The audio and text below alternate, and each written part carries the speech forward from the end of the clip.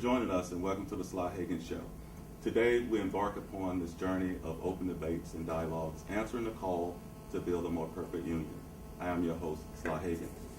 Patrick Roenbach, to my left, Executive Director of Columbus Gay Men Chorus, along with Matthew Dyer, and Regina Blunt-Williams, Board Member of Columbus Gay Men Chorus.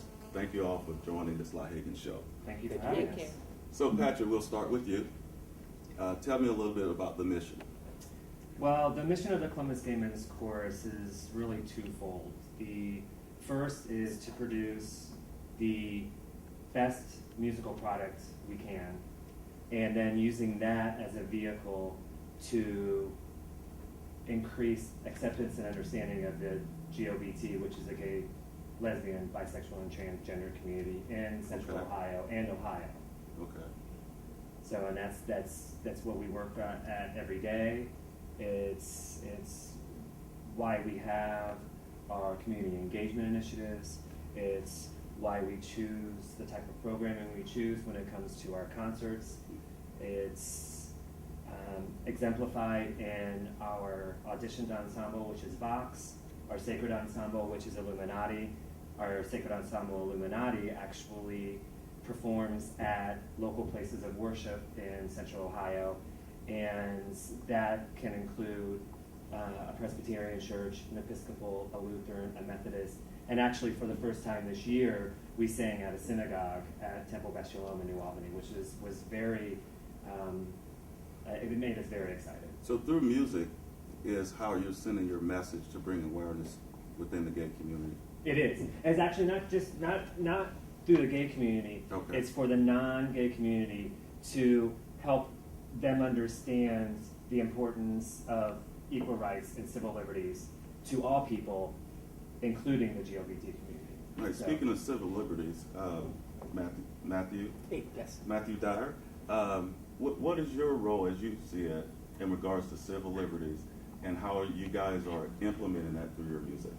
Well, again, I think it's a little bit echoing what Patrick said. It's raising awareness by raising our voices in song.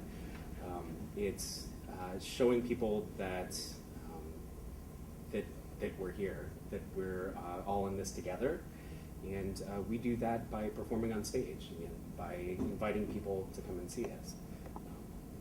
Yeah, and we are all in this together, and I'm certainly excited to have you guys here and to talk about these issues, because there's a lot of stereotypes out there, and we intend to change that through Sly Hagan Show. Our board member, we have with us Regina Blunt-Williams. She is the board member of the Columbus Gay Men's Chorus. What's your role, Regina? My role in joining the Gay Men's Chorus, to me, as being an African-American woman and growing up in the civil rights era, it has been my passion, and with my parents to instill in me to give back to the community.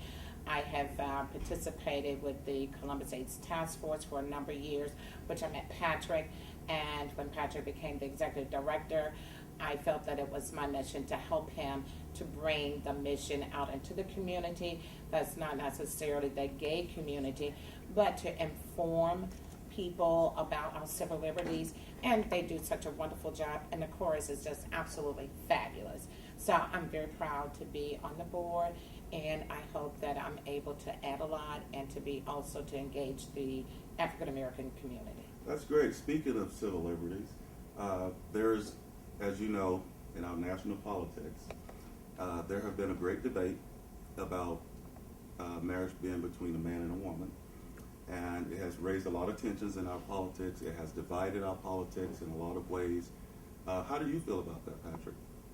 Well, I think if you're going to be a country that was created on the basis of freedom and freedom for all, that there should not be legislation that takes away freedoms from certain groups or individuals.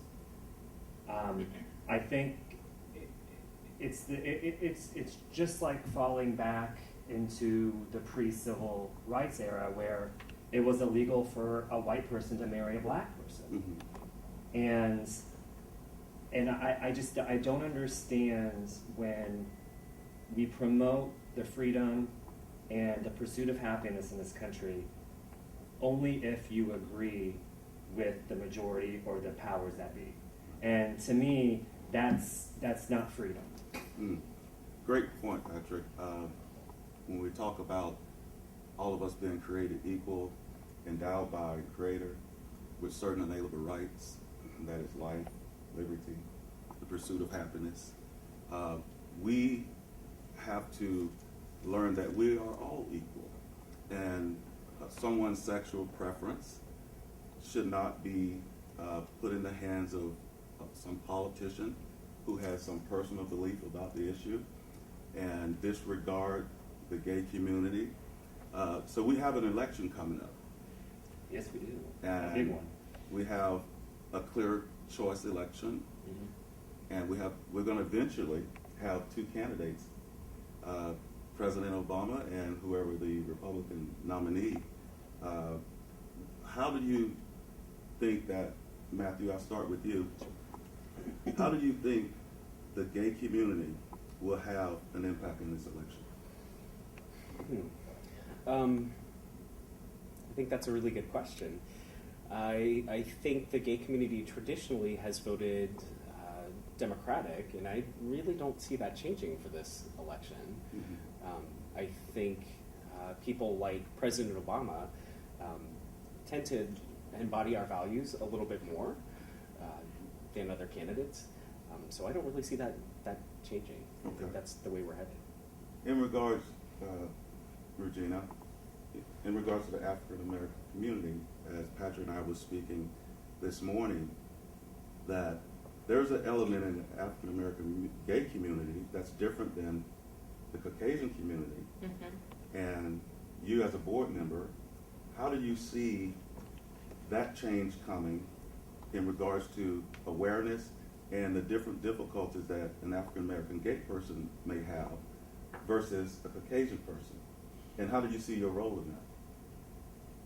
That's kind of a difficult question for me to answer. I would like to say that I would like to see everyone come together as a cohesive unit.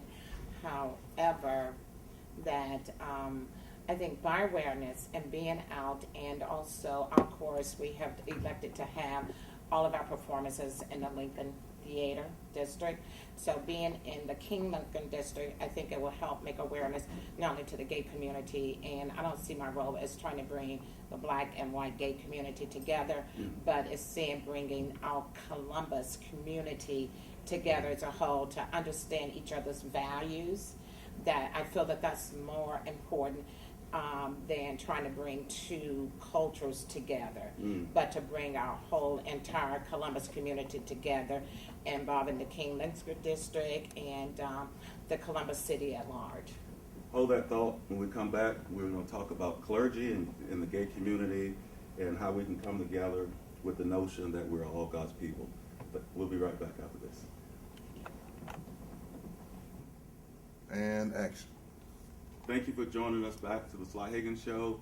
To my left, Patrick Royenbach, Executive Director of Columbus Gay Men Chorus, along with Matthew Dyer and Regina Blunt-Williams, Board Member of Columbus Gay Men Chorus. When we left off, we were talking about gay community in regards to the clergy and how that relationship is forming, and what are some of the obstacles that are still existing, and how do we move forward, Patrick? Well, that is one of the biggest obstacles the GLBT community has, and that's nationwide. That's not just in Columbus. And we have a sacred ensemble that actually engages the spiritual community in general in Columbus, and that's Illuminati, and they actually perform at services around Columbus. And those are all denominations of the Protestant faiths, and for this year, the first time, a Jewish temple. As we were talking about before, this is an election year, and with the whole contraception thing, the Catholic Church is now increasing their fight for their traditional values, which are anti-abortion, anti-contraception, and anti-GLBT. So I think as we move forward, as Matthew had stated at our break, that even within the religious community, there are clergy members who actually are at odds with each other on whether or not acceptance of the GLBT community is acceptable. Right. I do know that I met with Reverend Sue, who is the pastor at the Advent Church on Sunbury Road, and she actually actively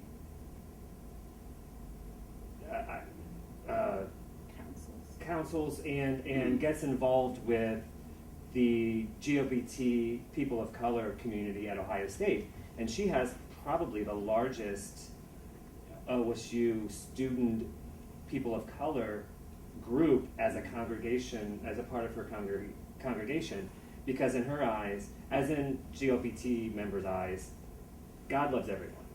Absolutely. And it shouldn't matter if you're black, if you're white, if you're yellow, if you're brown, if you're gay, if you're straight.